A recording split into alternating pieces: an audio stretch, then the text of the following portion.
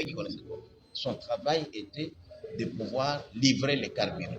Il était, lui, comme représentant de l'armée rwandaise, et un autre Congolais qui est déjà décédé malheureusement, pour gérer les carburants à la logistique, à la société. Et moi, je savais à l'époque que Kabila était rwandais, puisqu'il était tout le temps avec James Kabarebe.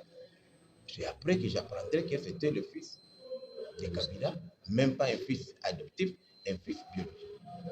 Mais comme vous savez, les Congolais n'aiment pas la vérité, alors que le peuple congolais a besoin de savoir les origines des dirigeants qui nous dirigent.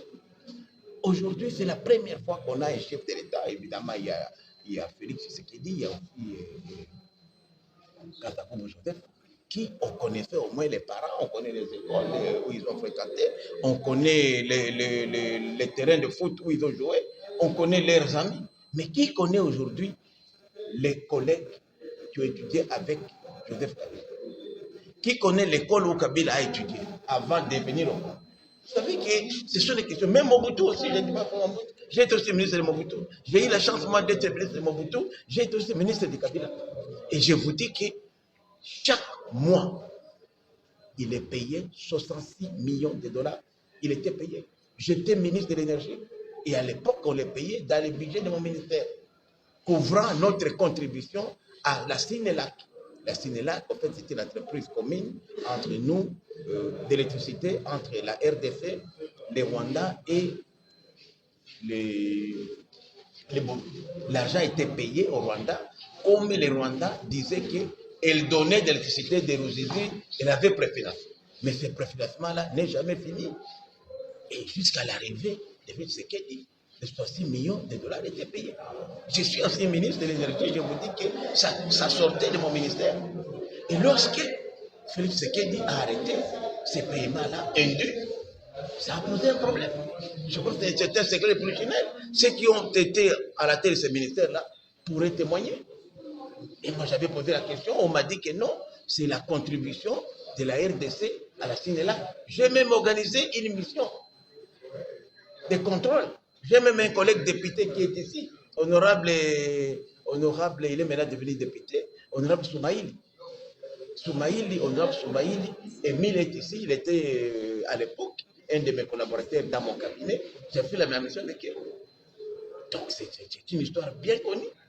Et c'est comme ça qu'aujourd'hui, vous savez que le Rwanda est agité puisque cette manne-là ne tombe plus. Voilà une des causes de guerre. Comment expliquer aujourd'hui?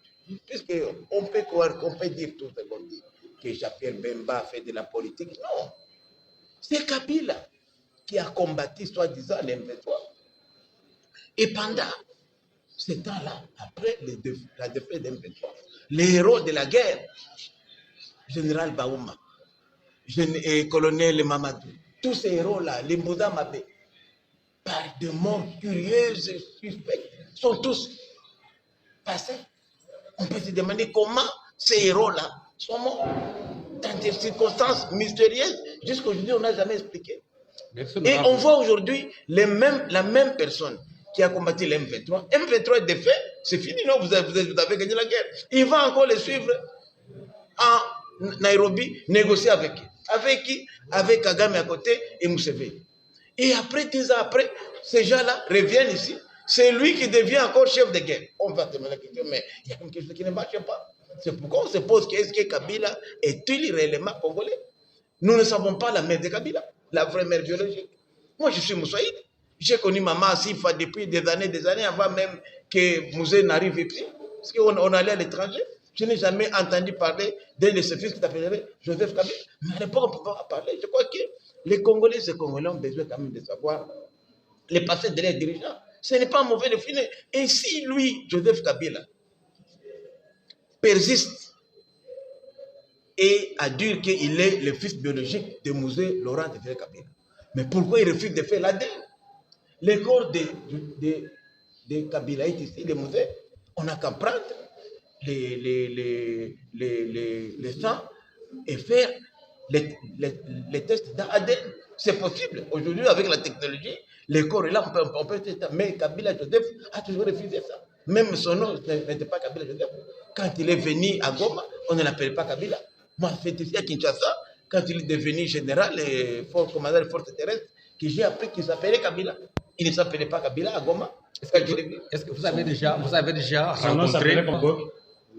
Il s'appelait Hippolyte. Hippolyte, moi je connais Hippolyte. Alors, à la station, il s'appelait Hippolyte. Vous pouvez demander les gens qui étaient à l'AFDEL, à l'époque à Goma, à la station, quand il était gérant, donc gestionnaire du carburant pour l'armée, l'AFDEL, et Musée Laurent Désiré Kabila était là, c'était chez nous à Goma, on l'appelait Hippolyte. Alors, honorable, le Rwanda avait réussi à adopter congolaises. Peuvent faire pour réparer cette histoire?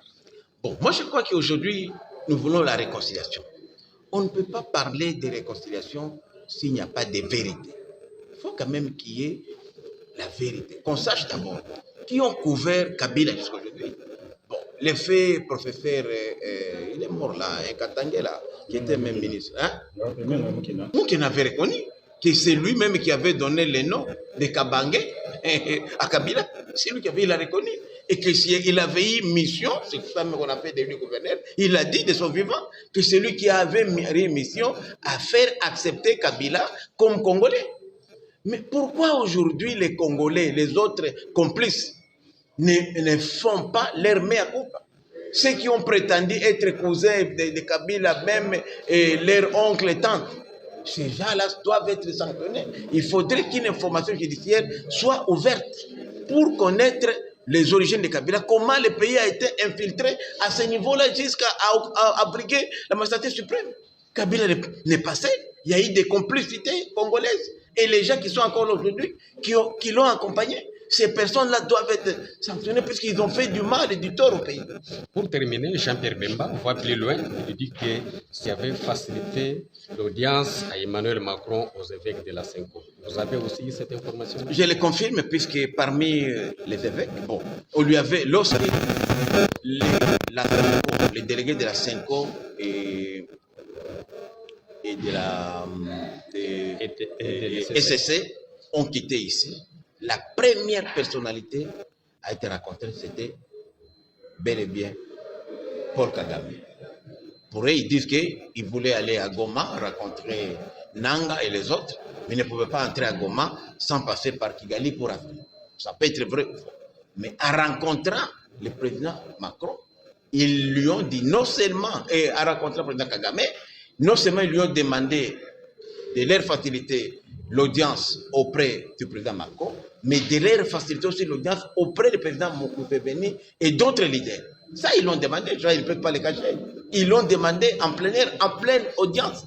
Et le président rwandais a dit que non, vous pouvez compter sur moi. Je sais que votre président, comme il cache la vérité, il ne pourra pas vous faciliter ça. Et il a bien appelé le président Museveni, il a appelé le président Macron et il a confirmé l'audience. Et c'est l'ambassadeur du Rwanda à Paris qui a accueilli notre délégation et a donné l'heure et l'endroit où elle devait être reçue. Ce n'est pas un secret, puisque quand ils sont partis là-bas, il y avait d'autres opposants qui étaient là. Notamment, je peux dire, je ne vais pas citer ici des noms, puisque ça serait indécent de les dire. Et c'est pourquoi même vous avez vu que dans leur plan, les plans, ce n'est pas un plan pour le pacte social, non. Les plans, c'est clair. C'est d'abord de mettre fin au mandat constitutionnel, au mandat légal de Tshisekedi. C'est Tshisekedi qui est vidé là. Tout ça, il n'y a rien de pacte social, non, de réconciliation. Il n'y a rien. C'est pourquoi nous disons aussi, nous qui soutenons Tshisekedi, nous disons que nous inscrivons en fond à la démarche du pacte social. Le fait seulement d'impliquer les agresseurs dans ce pacte social, pour nous, c'est une démarche de voie à l'échec. J'aime bien Martin Fayoulou, je salue son courage, mais je dis à Martin Fayoulou qu'il cherche notre dialogue sans passer par les évêques de l'ECC ou de la Cinco. Merci.